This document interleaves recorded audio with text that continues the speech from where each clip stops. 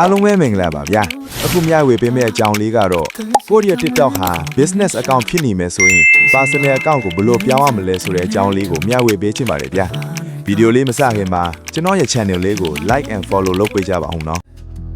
나의 내 맘 때문에 타이니자 탕털리래 꾸디언 태배치도 어때이제 아시게 표정 이러네 그다 달라야 오셔있던가 아칸데 먹감을로 남의 원회가 레들랄랐어 또두마밤 예나 예부 내가 오는 내를 참아 수비로를 뒤숨아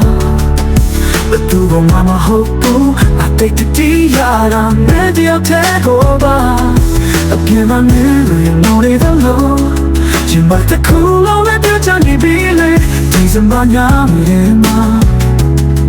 나와 미련 내 뒤에 태